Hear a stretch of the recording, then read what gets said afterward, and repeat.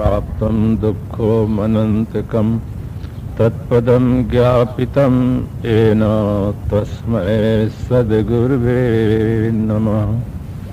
सर्वे भवन्तु सुखिनः, सर्वे सन्तु निरामयाः, सर्वे भद्राणि पश्यन्तु मा कश्चित् दुःखभाग् भवेत्।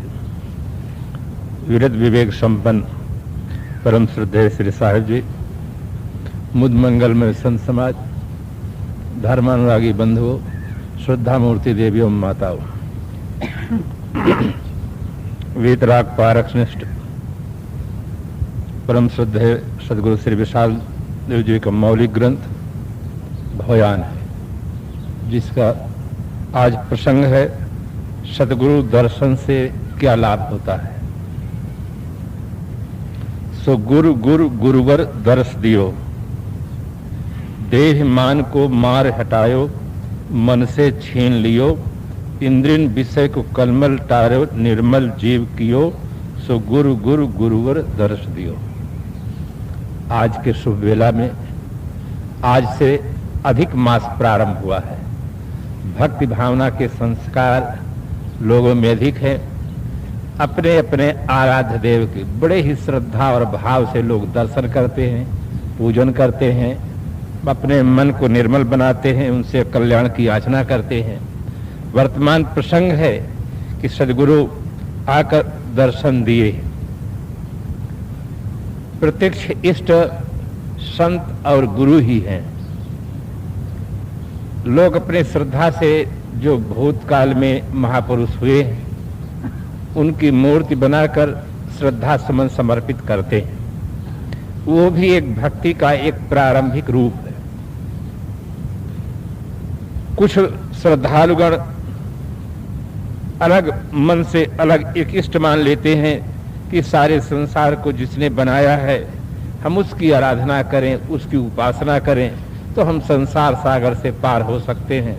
ऐसा मान करके उनकी आराधना करते हैं, किंतु वे कहीं प्रत्यक्ष रूप में मिलते नहीं। सद्गुरु प्रत्यक्ष इष्ट हैं, वो मिलते हैं, उनकी हम आराधना करते हैं, तो उनके दर्शन करने से क्या लाभ होता है, किस प्रकार से भाव ले करके दर्शन करना चाहिए, मिलना चाहिए, या कैसे भक्त लोग अपने आराध्य देव की उपासना करते हैं, इस संबंध में मानस में बहुत सुंदर प्रसंग आया है।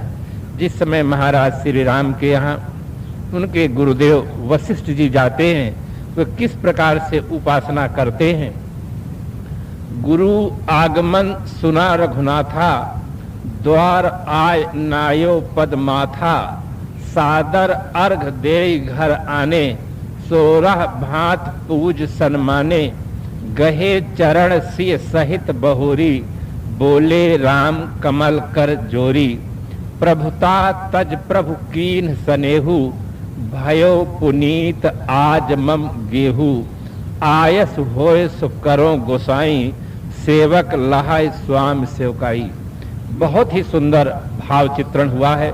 महाराज श्री राम जैसे अपने गुरुदेव वशिष्ठ जी का शुभागमन सुनते हैं, दरवाजे पर आकर और उनके चरणों में अपना सिर झुकाते हैं, अर्घ दे करके उनको घर पर ले जाते हैं और 16 भांत से उनकी पूजा करते हैं। महारानी सीता भी उनका इस प्रकार से पूजा करती है और अनेक प्रकार से भगवान राम विनय करते हैं कि हे भगवान, आप प्रभुता को छोड़ करके हमसे स्नेह किए हैं, भयो पुनीत आज मम गेहू। शिष्य का धर्म है कि गुरु आश्रम में जाकर गुरुदेव का दर्शन करे। आज कितने श्रद्धालु बंधुगण देवियां गुरु आश्रम में आकर के श्रद्धेय श्री साहिब जी का दर्शन कर रहे हैं। ये परंपरा हमारी बहुत पुरानी है। शिष्य का धर्म है कि गुरु आश्रम में जाकर गुरुदेव का दर्शन करे। सचमुच वो शिष्य बहुत बड़ा सौभाग्यशाली है जिसके घर गुरुदेव आकर स्वयं दर्शन दे। भगवान राम भी कल्पना करते हैं कि प्रभुता तज प्रभु कीन स्नेहु, भयो पुनीत आज मम गेहू। आपके शुभागमन से आज हमारा घर पवित्र हो गया है। कितना सुंदर भाव है। क्या महाराज श्री राम जिस घर में रहते थे वो घर पवित्र नहीं था? किंतु अपने इष्ट के प्रति, आराध्य देव के प्रति उनका कितना सुंदर भाव है कि भयो पुनीत आज मम गेहूं, आपके शुभागमन से आज हमारा घर पवित्र हो गया है। आयसु होय सो करो गोसाई, सेवक लहाय स्वामी सेवकाई। हमें कुछ आज्ञा दे, सेवा करने का आज इस दास को सौभाग्य मिला है। तो इस प्रकार से सद्गुरु के दर्शन से क्या क्या लाभ होते हैं इसे साहब विस्तार से बताते हैं, क्योंकि ये बहुत बड़ा सौभाग्य है कि हमारे जीवन में गुरुदेव हैं और वे आकर दर्शन दिए हैं। देह मान को मार हटायो, मन से छीन लियो। जब हम आप परस्पर मिलते हैं, अपनी अपनी परंपरा के अनुसार सभी व्यक्ति, कोई नमस्ते कहते हैं, कोई प्रणाम कहते हैं, कोई जय सिया राम कहते हैं, कोई दंडवत कहते हैं, कोई गुड मॉर्निंग कहते हैं, कोई वालेकुम सलाम कहते हैं, कोई साहेब बंदगी करते हैं। ये अपनी अपनी परंपरा है। अभिवादन प्रत्याभिवादन समाज में होता है। सद्गुरुदेव जब आते हैं उनका हम अभिवादन करते हैं, स्वागत करते हैं।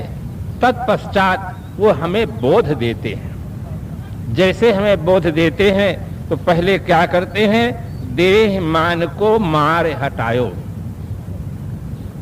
जब व्यक्ति अबोध अवस्था में रहता है उस समय अपने आप को आदमी शरीर मानता रहता है कि मैं शरीर हूं, जो दिखाई देता है यही मैं हूं, यह आदमी मान लेता है।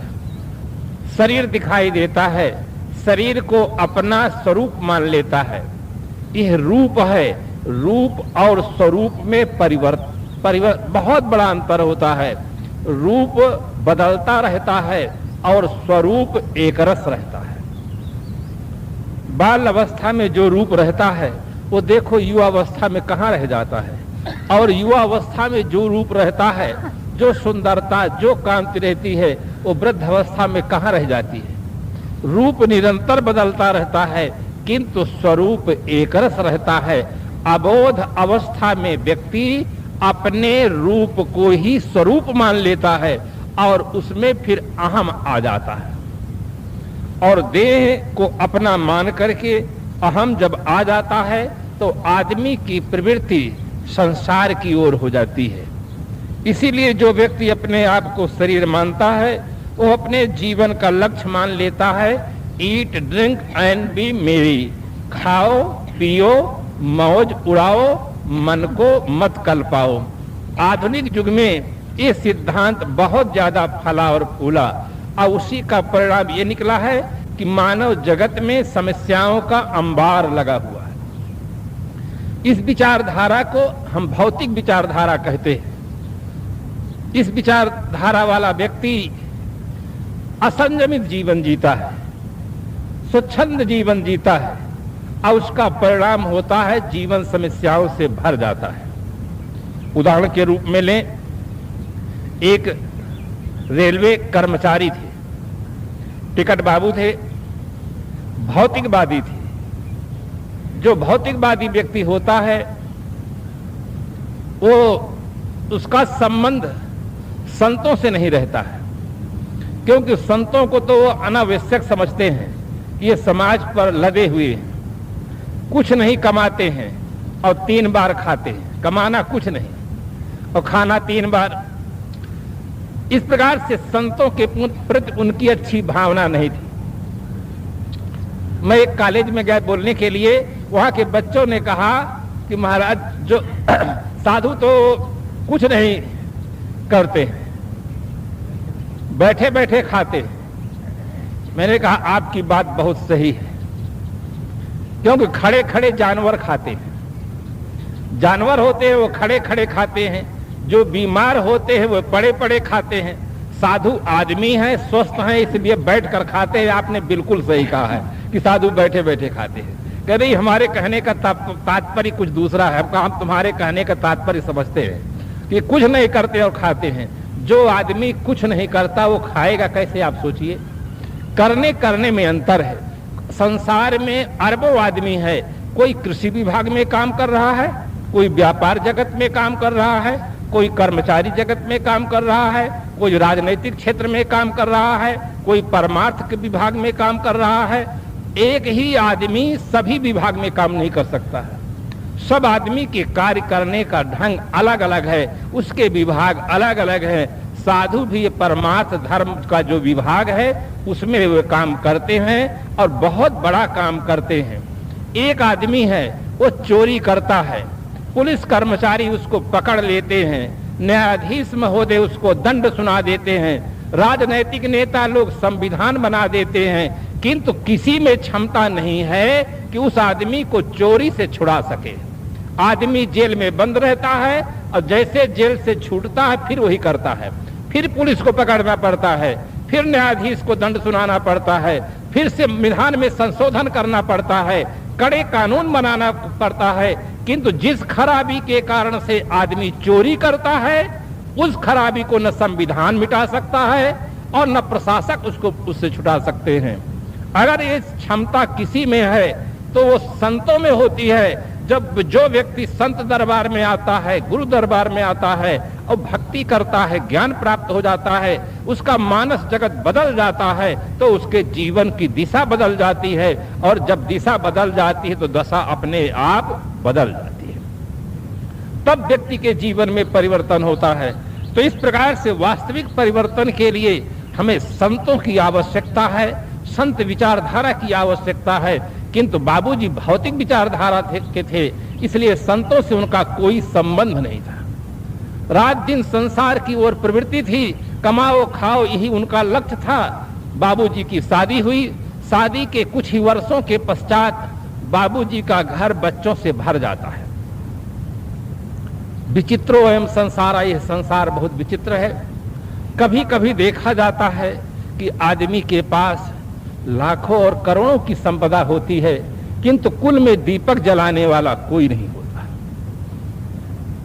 और कभी कभी ऐसा भी देखा जाता है कि घर में खाने को ठिकाना नहीं रहता है, पूरा घर बच्चों से भरा रहता है, लगता है मिलिट्री कैंप यहीं पड़ा हुआ है। बाबूजी का घर बच्चों से भर जाता है। मां के पास इतना दूध नहीं था कि सभी बच्चों का पालन कर सके। मां का स्वभाव चिड़चिड़ा हो जाता है। बाबूजी को भी संतोष नहीं होता है। बाबूजी जिस घर में पति और पत्नी में तनाव हो, उस घर में सुख और शांति नहीं रह सकता, चाहे लाख प्रयास आदमी करे। पति पत्नी के विचारों में, स्वभाव में एकता का होना बहुत आवश्यक है।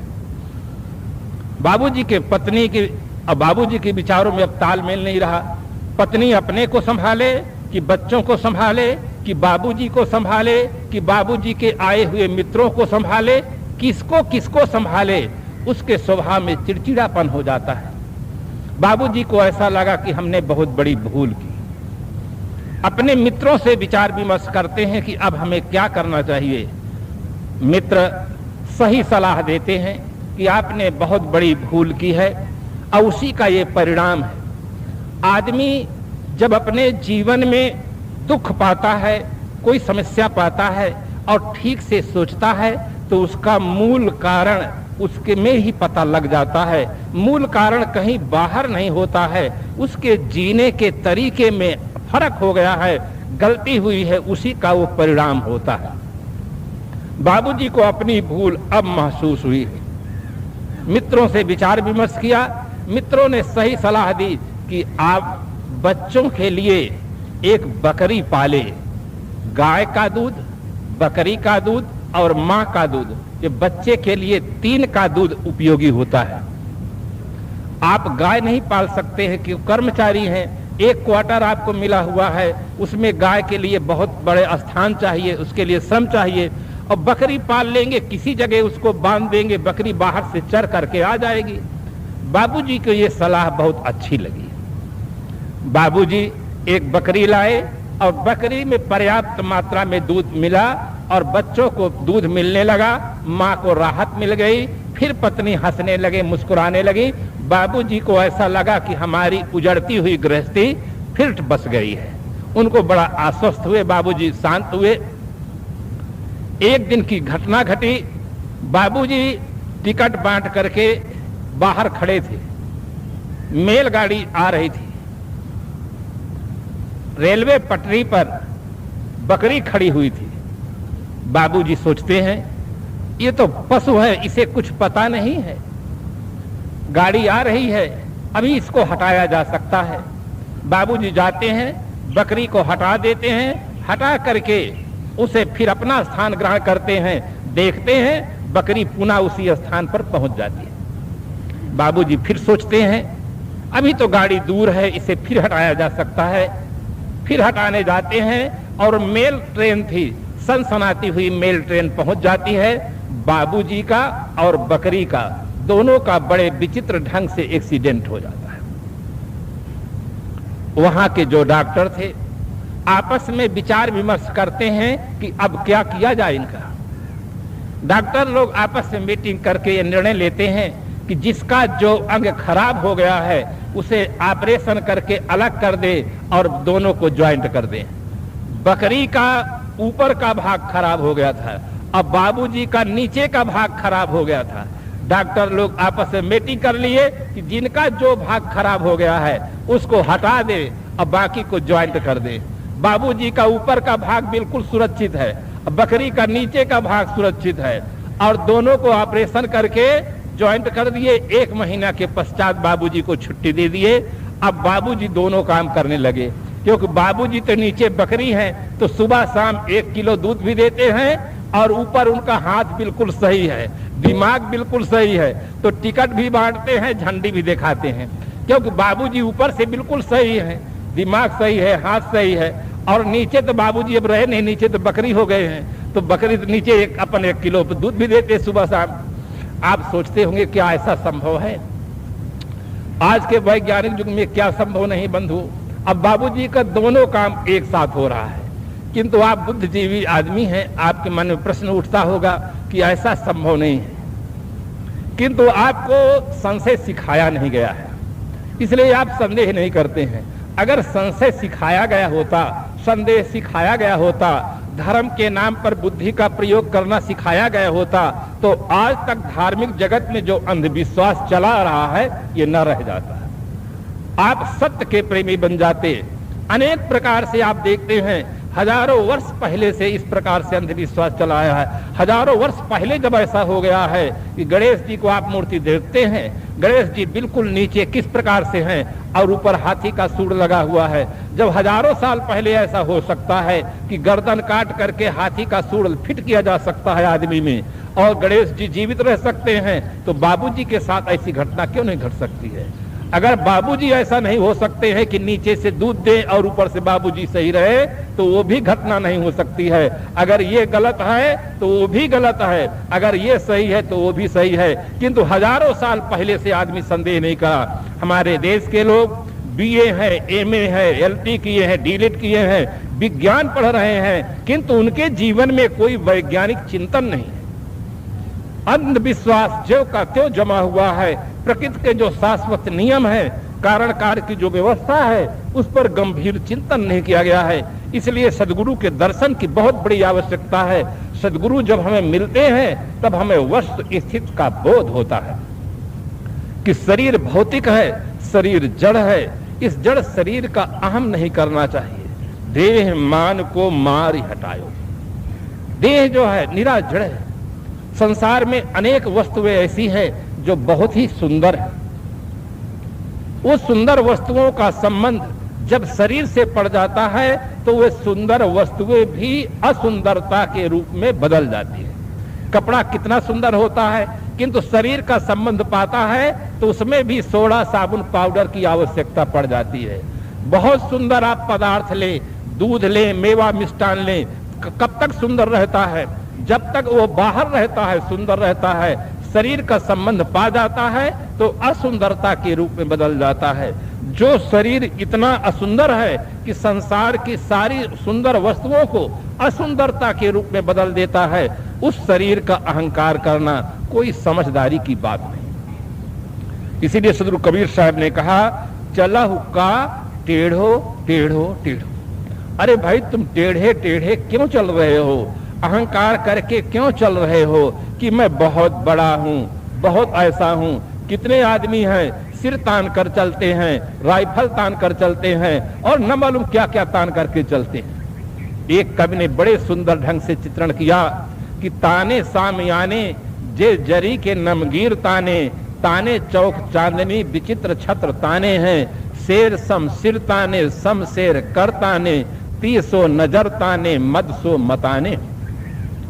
ये तो सब ताने अंत आन धर ताने सबे, तब तो दुजेस मानो कछु ये न ताने हैं, दीपक से बुताने मानो दक्षिण पाए ताने ताने ताने, एक चादर ते सोवत उताने। अंतिम में आदमी जब मौत आकर के तान देती है तो आदमी एक चद्दर ओढ़ करके उतान होकर के सो जाता है, उसका सारा तानना बेकार होता है। जिस शरीर में हम बैठे हैं अगर अहंकार करें, अगर लकवा मार दे, आदमी अपने हाथ से पानी नहीं पी सकता है, उठ नहीं सकता है, बोल नहीं सकता है, सारा अहंकार गल जाता है। शरीर परिवर्तनशील है, शरीर जड़ है, क्षण भंगुर है, इसका अहम न करना चाहिए। शरीर साधन है। शरीर से हम भौतिक विकास कर सकते हैं, आध्यात्मिक विकास कर सकते हैं, माता पिता गुरुजनों की सेवा कर सकते हैं, देश और समाज की सेवा कर सकते हैं। शरीर साधन है, इस साधन को ठीक रखना जरूरी है, किंतु इसमें अहंकार की आवश्यकता नहीं है। जब अहम आ जाता है तब आदमी के अंदर कटुता पैदा हो जाती है, व्यवहार बिगड़ जाता है। नारियां, किसी किसी देश का ऐसा नियम है कि नारियां ससुराल में जाकर अपना जीवन यापन करती हैं, पति गृह में जाकर जीवन यापन करती हैं।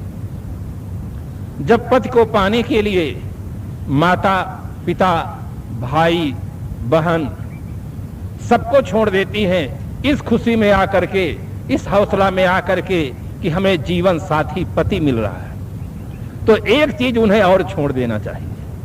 जब हम सब छोड़ दिए, जिस माँ ने हमें दूध पिलाया, भाषा सिखाया, चलना सिखाया, जब उस माँ को छोड़ दिए, उस पिता को छोड़ दिए, सखी सहेलियों का प्यार छोड़ करके ससुराल चले जाते हैं, तो एक चीज और छोड़ना चाहिए, वो है अहंकार।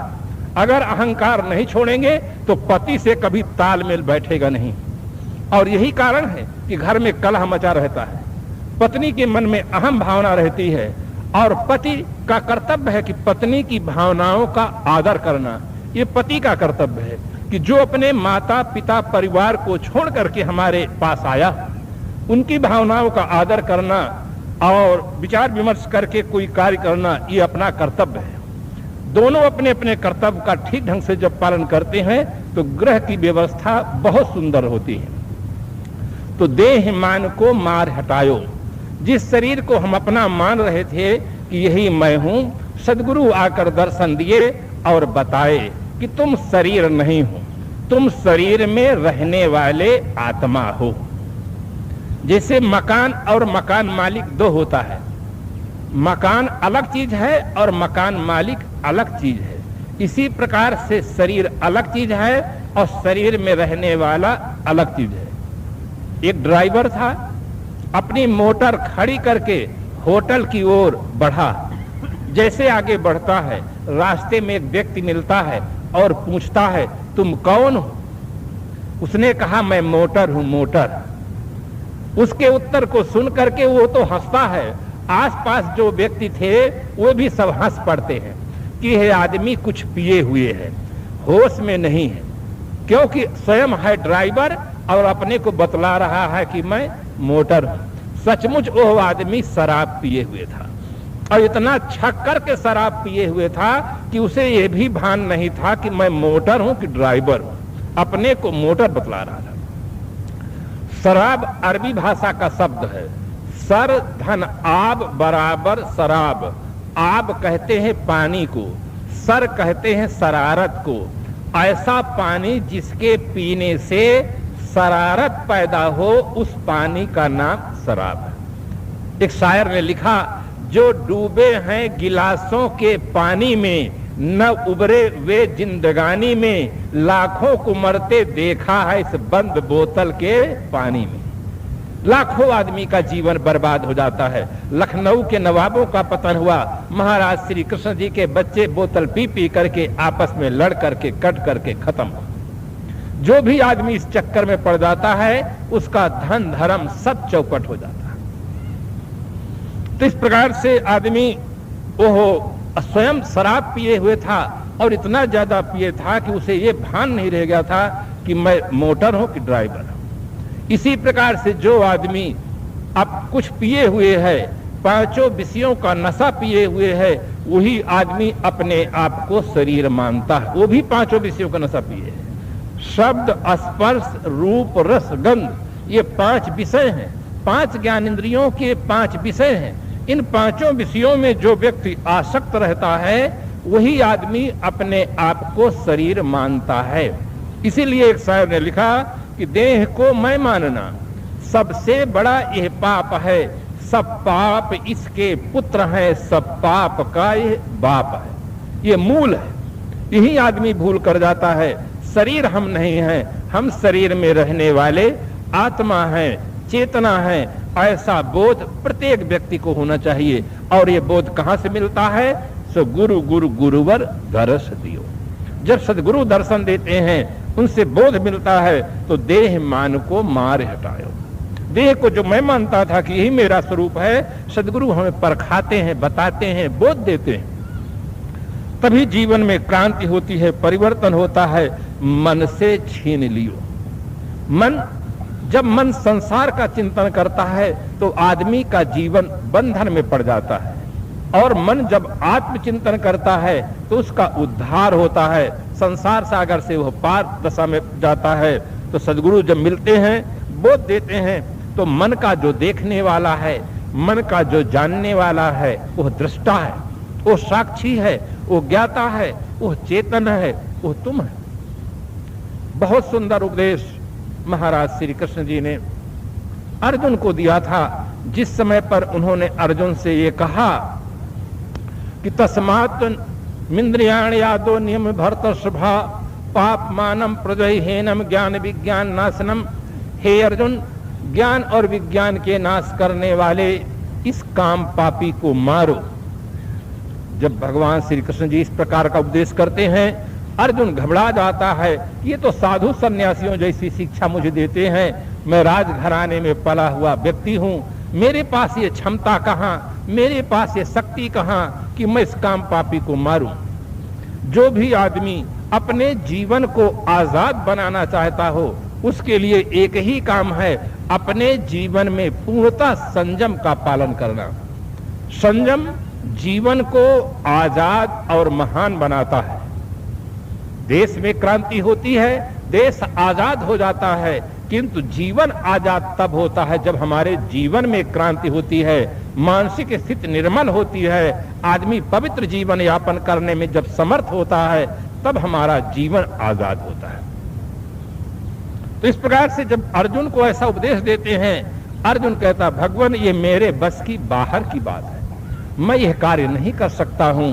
महाराज श्री कृष्ण समझ जाते हैं कि अर्जुन हिम्मत हार गया है, और जब तक इसमें अब साहस का प्राण नहीं फूंका जाएगा, अर्जुन अब खड़ा नहीं हो सकता। कितना ही रोड साफ हो, गाड़ी नई हो, ड्राइवर कुशल हो चलाने वाला, पर तो गाड़ी के पहिए की आप हवा निकाल दीजिए तो गाड़ी दौड़ नहीं सकती है। चाहे जितना कुशल ड्राइवर हो, चाहे जितनी अच्छी गाड़ी हो, चाहे जितना अच्छा रोड हो, पहिए की हवा निकाल देंगे तो गाड़ी दौड़ नहीं सकती है। आदमी कितना ही स्वस्थ हो, किंतु अगर उसके अंदर की जो क्षमता है, वो शक्ति है, जो विल पावर है, अगर वो कम हो जाता है तो आदमी कोई महान कार्य नहीं कर सकता है। अर्जुन घबरा जाता है, उसका विल पावर कमजोर हो जाता है, अपने को असमर्थ पाता है कि मैं ये कार्य नहीं कर सकता हूं। उस समय महाराज श्री कृष्ण साहस का प्राण फूंकते हैं। मन से छीन लियो। मन से किस प्रकार से छीना जाता है, यही बता ले जा रहा हूं कि मन से छीन लियो। महाराज श्री कृष्ण कहते हैं, इंद्रियाणि प्राणयाहु रिंद्रियेभ्यः परम मनः मन सस्तु परा बुद्धिर्यो बुद्धेः परतस्तु सः एवं बुद्धेः परम बुद्ध्वा संस्तभ्यात्मात्मना जय शत्रु महाबाहो काम रूपम दुरासदम। ये साहस का प्राण फूंकते हैं कि शरीर से परे इंद्रियां हैं, इंद्रियों से परे मन है, मन से परे बुद्धि है, और बुद्धि से भी जो परे श्रेष्ठ तत्व है वो है आत्मा। अपने आप को सबसे बलशाली समझ करके बुद्धि के द्वारा मन को बस में करके काम पापी को मारो। कितना सुंदर वैज्ञानिक उपदेश दिया है, कितना सुंदर वैज्ञानिक चिंतन किया है। महाराज श्री कृष्ण जी ने ये नहीं कहा कि नसबंदी करा लो, ऑपरेशन करा लो, तुम इसे छुट्टी पा जाओगे। ये तो आदमी के जीवन का बहुत बड़ा पतन हो रहा है।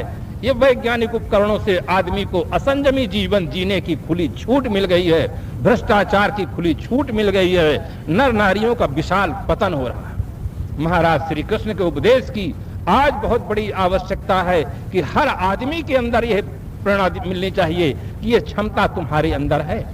आपन तेज संभालो आपे, तीनों लोग हाँकते कांपे।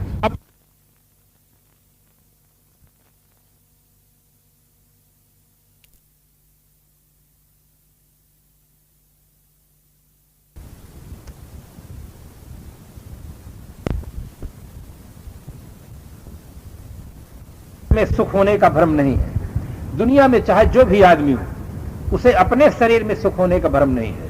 हर आदमी को यह निश्चित पता है कि हमारे शरीर में किंचित भी सुख नहीं है, क्योंकि जब दूसरे के शरीर को देखता है तब उसके दिमाग में भ्रम हो जाता है, आवरण छा जाता है।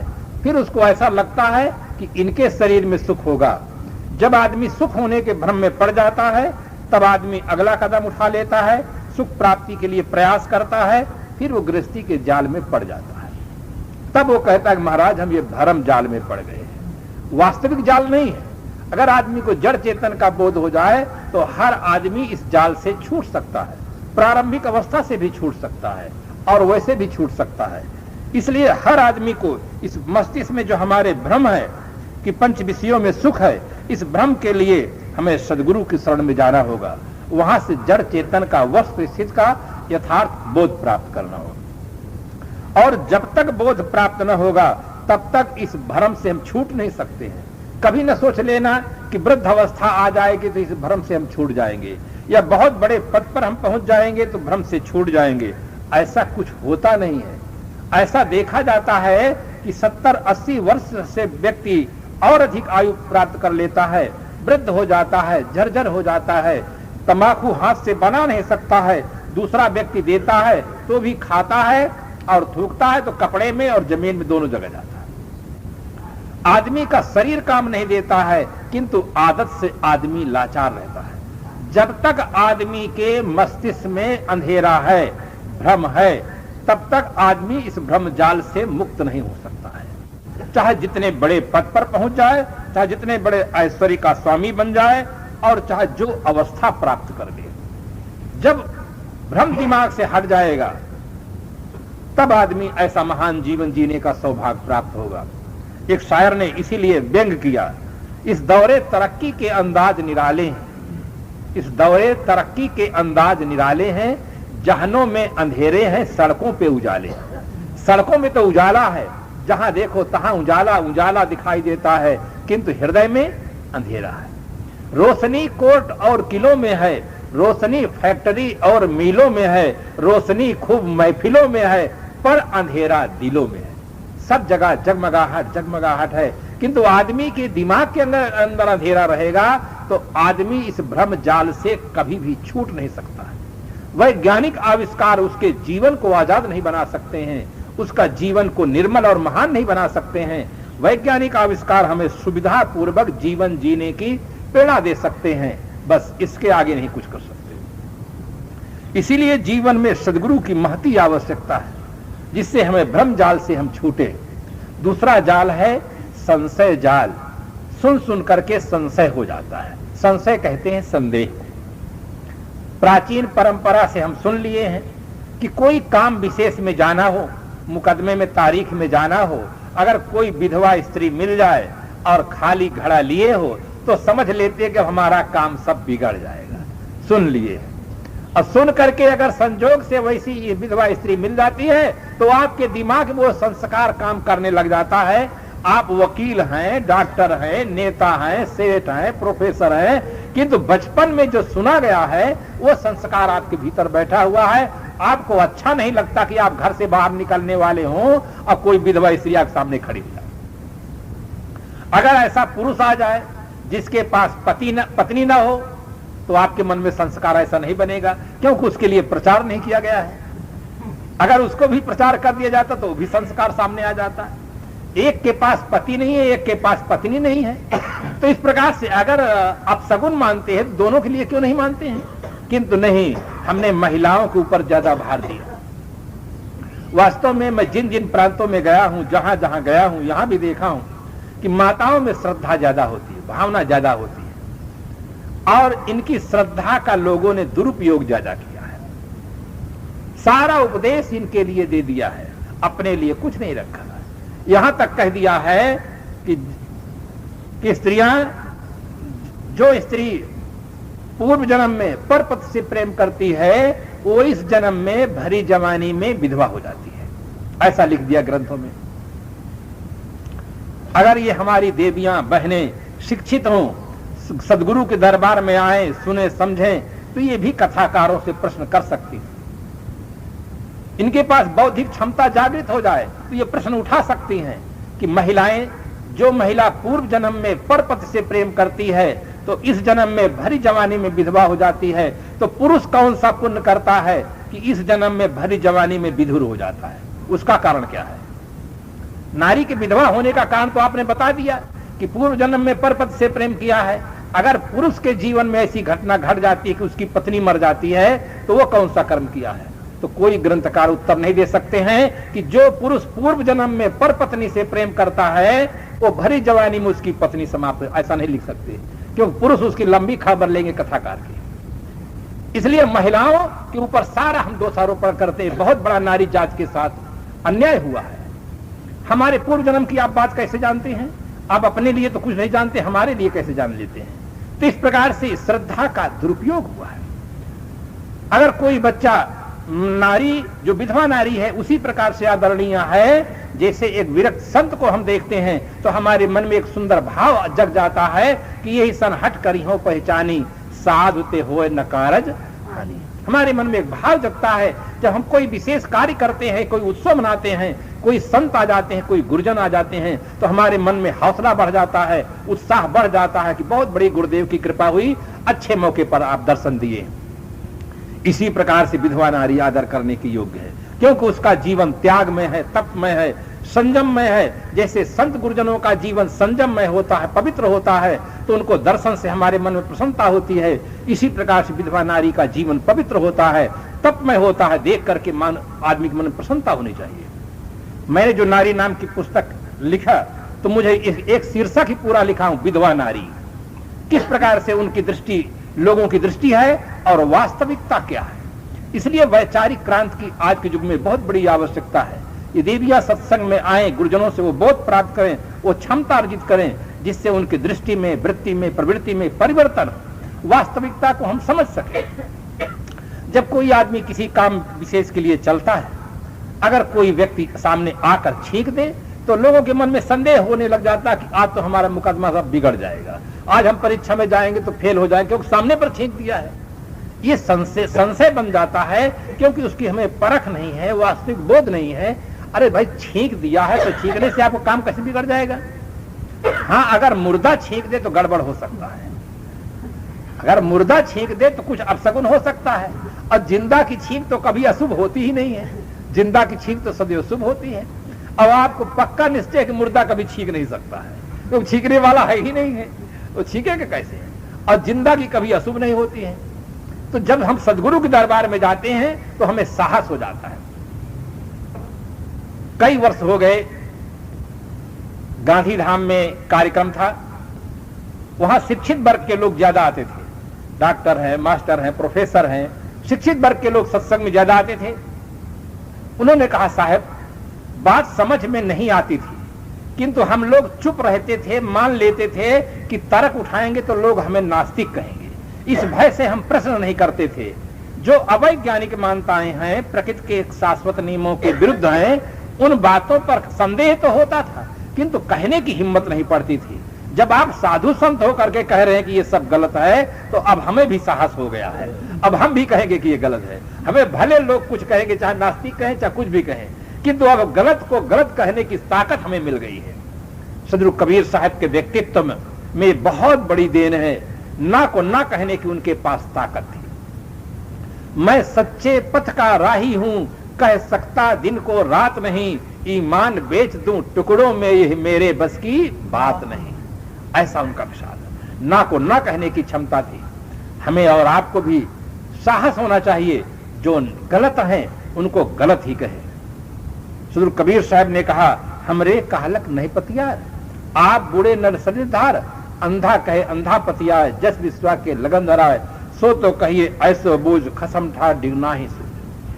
तो इस प्रकार से सदगुरु कबीर साहब हमें साहस देते हैं, बल देते हैं। संदेह हो जाता है, सुन सुन करके संदेह हो जाता है कि परमात्मा ने जगत बनाया और कि अल्लाह ताला ने बनाया, कि किसने बनाया, क्यों बनाया, कैसे बनाया और किस लिए, किस उद्देश्य को लेकर के बनाया, ये सुन सुन करके संदेह हो जाता है।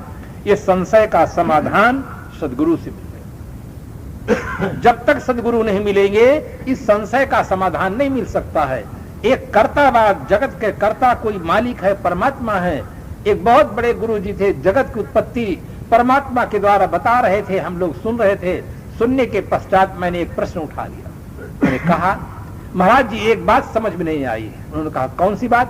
मैंने कहा, परमात्मा करुणा सागर है, दयावान है। परमात्मा ने ऐसा दुखदाई जगत क्यों बनाया कि जिससे आपको उपदेश देना पड़ता है, हमको साधना करना पड़ता है, किससे? जगत से मोक्ष प्राप्त करने के लिए। तो परमात्मा जगत को इतना दुखदाई क्यों बनाया है कि हमको साधना करना पड़ता है, आपको उपदेश देना पड़ता है? यह बात समझ में नहीं आई। हमारे प्रश्न को सुन करके वो ध्यान में उतर गए। ध्यान में बहुत देर तक बैठे थे, बहुत बड़ा समाज था, सब लोग ध्यान में बैठे हुए थे। वो ध्यान में महाराज जी चले गए और जब आंख खोले तो उन्होंने यही उत्तर दिया कि यह बात तो परमात्मा ही जान सकता है, आदमी नहीं जान सकता। ये उनका उत्तर था। क्योंकि सुन करके अब उनको संशय हो गया कि वास्तविक समाधान हम क्या करें कि दुखदाई जगत को परमात्मा ने क्यों बनाया, इसका कहीं समाधान नहीं है। किसी भी शास्त्र आप पढ़ेंगे, किसी भी ग्रंथ कथाकार से आप पूछेंगे कि परमात्मा ने दुखदाई जगत को क्यों बनाया, तो इसका समाधान नहीं है। एक जिज्ञासु ने पूछा अपने गुरुदेव से कि आत्मा जब परमात्मा से बिछुड़ी तो उसका कारण क्या है? आत्मा तो पहले सचखंड में थी, परमात्मा के पास थी, तो परमात्मा से आत्मा बिछुड़ी क्यों? तो गुरु जी के सामने एक बहुत बड़ी समस्या खड़ी हो गई। तो गुरु जी ने कहा कि ऐसे प्रश्न नहीं पूछना चाहिए। ये उनका समाधान है। कोई समाधान नहीं है। संशय आदमी के मन में जो होता है उसका समाधान किसी सदगुरु के पास होता है। इसलिए जीवन में सदगुरु की बहुत बड़ी आवश्यकता है। संशय जाल ये वाणी का जाल है, कल्पना का जाल है। ऐसे ऐसे लोग हैं जो विरक्त हैं किंतु संशय जाल में पड़े हुए हैं। अनाज खाना छोड़ देते हैं, फल लेते हैं, जंगल में रहते हैं और सब कुछ रहता है, किंतु संशय जाल में पड़े रहते हैं कि हमें वैकुंठ कब मिलेगा, भगवान के दर्शन कब होंगे, इसी कल्पना में पड़े रह जाते हैं। भ्रम जाल, संशय जाल ये बहुत बड़े जाल है। इसके जाल से छूटने के लिए सदगुरु की आवश्यकता है, जिससे हमें वस्तु स्थिति का यथार्थ बोध हो। भीतर जब ज्ञान का दीप जलेगा तब भ्रम और संशय दोनों निर्मूल होंगे। जैसे हम अपने मकान में प्रकाश की व्यवस्था करते हैं, प्रकाश की व्यवस्था इसीलिए करते हैं कि जो वस्तु जहां है वहां साफ साफ दिखलाई दे। इसी प्रकार से हम अपने दिमाग के अंदर भी प्रकाश की व्यवस्था करें। अगर दिमाग में अंधेरा रहेगा और मकान में उजेला रहेगा तो बाहर की वस्तु तो दिखेगी किंतु भीतर की वस्तु नहीं दिखेगी, और जो वस्तु जैसी है वैसे नहीं दिखेगी। इसलिए दोनों तरफ उजेला हो, भौतिक तरफ बाहर भी उजेला हो, मकान में उजेला हो, साथ साथ हमारे जीवन में उजेला हो। भौतिक विकास भी करें, साथ साथ अपना विकास भी करें। आज आदमी भौतिक विकास खुद किया है, उसे संतोषजनक सफलता मिली, किंतु अपना विकास की ओर कम ध्यान दिया है और उसकी बहुत बड़ी आवश्यकता है। अपने विकास के अभाव में आज आदमी भयभीत है। आज के आदमी को शेर से भय नहीं है, सर्प से भय नहीं है, हाथी से भय नहीं है। आज के आदमी को आदमी से भय है। दाढ़ी वालों को चोटी वालों से भय है और चोटी वालों को दाढ़ी वालों से भय है। इराक वालों को अमेरिका वालों से भय है, अमेरिका वालों को ईरान वालों से भय है। आज आदमी को आदमी से भय हो गया है। कैसी विचित्र घटना घट गई है। आदमी आदमी का रक्षक होना चाहिए, आदमी आदमी को प्यार करने वाला होना चाहिए। और उल्टा हो गया है कि आदमी ही आदमी को शूट कर देता है, आदमी ही आदमी को मार देता है। एक कवि ने बड़ा सुंदर चित्रण किया कि आदमी की शक्ति से अब डर रहा है आदमी, आदमी को लूट कर घर भर रहा है आदमी, आदमी ही मारता है मर रहा है आदमी, समझ कुछ आता नहीं क्या कर रहा है आदमी। आदमी से कपट लीला कर रहा है आदमी, कब भ्रमों की लहरियों से तर रहा है आदमी, आदमी से आदमी की डोर युग युग से बंधी, आज लेकिन आदमी से डर रहा है आदमी। आज आदमी आदमी से भयभीत हो, क्योंकि उसके जीवन में आदमियत नहीं रह गई है। इसके अभाव में आज आदमी आदमी का रक्षक नहीं हो पा रहा। इसलिए इन दोनों जालों से छूटने के लिए हमें जीवन में सद्गुरु की बहुत बड़ी आवश्यकता है। सद्गुरु जब मिलते हैं तब हमें बताते हैं कि किसकी भक्ति करना चाहिए। मैं भी बचपन में भक्ति करता था।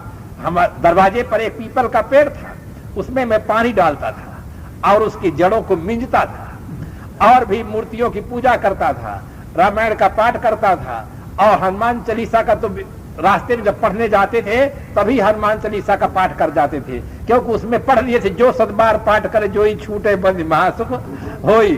तो इस प्रकार से उसको हम करते थे। वो सब करने का फल हमें वास्तव में मिला जब सदगुरु मिल गए, तब सारी भ्रांति कट गई। जो इनकी उपासना करनी चाहिए तब वहां उपासना करने का सौभाग्य मिला कि सदगुरु और संतों की उपासना लगने लगी। श्रद्धा थी, श्रद्धा की दिशा दूसरी तरफ थी, किंतु सदगुरु के मिल जाने पर श्रद्धा की दिशा सही हो गई और जब दिशा सही हो जाती है तब दशा अपने आप सही हो जाती है। दिशा गलत होगी, दशा गलत होगी, दिशा सही होगी, दशा अपने आप सही होगी। दशा दिशा पर निर्भर करती है। जिस आदमी के जीवन में दुख हो, चिंता हो, समस्याएं हो, उस आदमी को सोच लेना चाहिए कि हमारे जीवन जीने की दिशा सही नहीं है, इसमें सुधार करना चाहिए। अगर दिशा हमारी सही हो जाएगी तो दशा अपने आप सही हो जाएगी। और दशा आदमी सही करना चाहता है और दिशा की तरफ कोई ध्यान नहीं देता है, और फिर जब दिशा नहीं सही हो पाती है तब आदमी सोचता है कि हो ही वह है जो राम रच जाता है। तब भगवान के ऊपर सब छोड़ देता है, कभी जमाने के ऊपर छोड़ देता है, कभी ये संतोष मान लेता है कि हमारे कर्म में यही लिखा है, चलो क्या करें। चुपचाप आदमी मान करके बैठ जाता है। उस जमाने में सदगुरु कबीर साहब ने एक बहुत बड़ी क्रांति की। जब आदमी हाथ पर हाथ धरकर बैठ जाता था, अंधविश्वास का शिकार था, उस समय सदगुरु कबीर साहब ने एक बहुत बड़ी क्रांति की। उन्होंने कहा, कर वहिया बल अपनी छाड़ बिराने आस, जाके आंगन नदिया बहे सो कस मरे पियास। पुरुषार्थ का भरोसा, हाथ पर हाथ धरकर मत बैठो। जो आदमी हाथ पर हाथ धरकर बैठ जाता है वो कोई विकास का काम नहीं कर पाता है। जो आदमी ये अभिमान कर लेता है कि हम बहुत बड़े संपन्न आदमी हैं, हमारा काम तो नौकर ही सब करेंगे, हम अपने हाथ से नहीं कर सकते हैं, वे आदमी भी पीछे रह जाते हैं, वे आदमी भी अपंग रह जाते हैं, उनका जो विकास चाहिए वो नहीं हो पाता है। उदाहरण के रूप में ले, एक राजकुमार था, शिकार का बहुत प्रेमी था। राजाओं के जीवन में वास्तव में ये बहुत बड़ी दुर्बलता रही है। वो शिकार के प्रेमी होते थे, जीव हिंसा करते थे, और इसी कारण से रामायण में भी बहुत बड़ी दुर्घटना घटी। इसी कारण से दशरथ जी को भी श्राप लगा, और इसी कारण से शिकार के कारण से महाराज श्री राम भी सीता से हाथ हो गए थे। ये बहुत बड़ी दुर्बलता है। राजकुमार जंगल में जाता है शिकार खेलने के लिए, शिकार जंगल में छिप जाता है, नहीं कुछ हाथ लगता है, राजकुमार प्यासा हो जाता है, पानी की तलाश में जाता है। पानी की तलाश करते करते सचमुच एक पर्णकुटी के पास पहुंच जाता है। जंगल में एक कुटी थी, सुंदर पानी की व्यवस्था थी, कुआं था, रस्सी थी, बाल्टी थी, लोटा रखा हुआ था। राजकुमार प्यासा था, कोई व्यक्ति वहां पर उपस्थित नहीं था। राजकुमार के अंदर संकल्प तो हुआ कि हम उठा के बाल्टी पानी भर ले, पी ले, किंतु उसके अंदर एक अहम का संस्कार जग जाता है कि अरे मैं राजकुमार और अपने हाथ से पानी भर कर पीऊं। बस वो संस्कार जैसे जग जाता है, राजकुमार के पास सब साधन उपस्थित है वर्तमान में, किंतु अब पानी भरकर पीता नहीं, प्यासा है, बैठ जाता है, तलाश करता है कोई शायद और आ जाए। थोड़ी देर के बाद एक दूसरा व्यक्ति दिखाई देता है। उसने कहा, श्रीमान जी जल्दी करे, प्राणों की बाजी लगी हुई है, पानी भर करके हमें पिलाए। वो व्यक्ति देखता है नीचे से ऊपर तक, तुरंत समझ जाता है कि ये तो राजकुमार, पानी भरकर पीता क्यों नहीं। उन्होंने कहा आप पानी भरकर पीते क्यों नहीं? कहा मैं राजकुमार हूं, अपने हाथ से पानी भरकर कैसे पी सकता हूं, मैं राजदादा हूं। उसने कहा मैं मंत्री ज्यादा हूं, मैं मंत्री का लड़का हूं, मैं अपने हाथ से पानी भरकर कैसे पी सकता हूं और कैसे आपको पिला सकता हूं? मैं सोचा था कि आप मिल गए हैं, अब पानी पीने को मिलेगा। अब दो प्यासे हैं, अब दोनों कुएं के पास बैठ गए, पानी भरकर नहीं पीते, अपने हाथ से पानी भरना समझते हैं कि ये अपने स्तर का काम नहीं। दोनों बैठ जाते हैं, प्रतीक्षा करते हैं। थोड़ी देर के पश्चात एक तीसरा व्यक्ति नवयुवक पहुंच जाता है।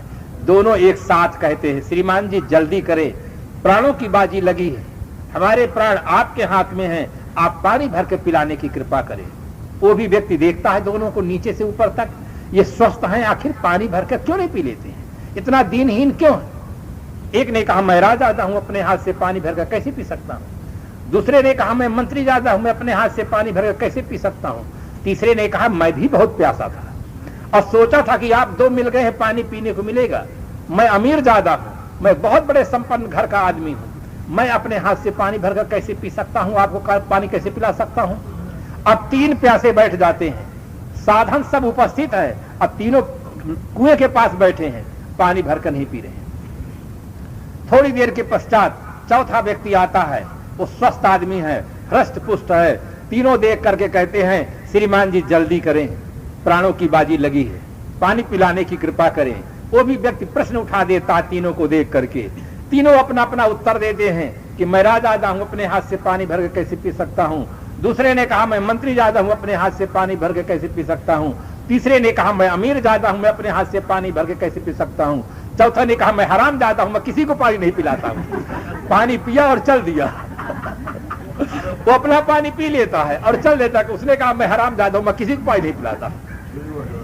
तीनों व्यक्ति उसका मुंह ताकते रह गए, अरे ये कैसा आदमी है, अपना पिया और चल दिया। तो जो आदमी इस प्रकार से बड़प्पन का अभिमान करता है कि अरे हम ये कैसे काम करेंगे, छोटा काम, छोटा हो बड़ा हो सब काम तो आदमी ही करता है और अपने निर्वाह के लिए अपना काम करना कोई गलत नहीं है। हाँ, आप चोरी न करें, हिंसा न करें, कोई गलत काम न करें, किंतु अपने घर का काम करना हो, आश्रम का काम करना हो, सेवा का काम करना हो, समाज का काम करना हो तो सब काम करें। महाराज श्री कृष्ण जी यज्ञ में जो व्यक्ति आए थे सबका पैर धोने का काम लिए थे। जितने बड़े व्यक्ति होते हैं, बड़े पुरुष निर्माण रहत है, होत बड़ा ईजाब। तो इस प्रकार से आदमी के अंदर ये भाव होना चाहिए, पुरुषार्थ के बल पर आदमी आगे बढ़ा है। तो सदगुरु के शरण में जब हम जाते हैं, सदगुरु हमें बोध देते हैं कि भाग्य और भगवान के भरोसे न बैठे, पुरुषार्थ करें। पुरुषार्थ करके आदमी आध्यात्मिक विकास कर सकता है, भौतिक विकास कर सकता है। शिष्य वंदना करता है कि हे गुरुदेव, जन्म अनंत सबे कुछ कीन है, नहीं गुरु भक्ति मिले हो, भाग उदय जो आज मिले सो दिन दिन अधिक रुचि हो। अनंत जन्मों में मैं सब कुछ किया, संसार की तरफ, संसार की दिशा में मैं रात दिन प्रयास किया हूं, सब कुछ किया हूं, नहीं गुरु भक्ति मिले हो, किंतु गुरु की भक्ति करने का मुझे सौभाग्य नहीं मिला है। गुरु की भक्ति करने का सौभाग्य मिला होता, बोध मिला होता तो आज ये शरीर ही नहीं होता।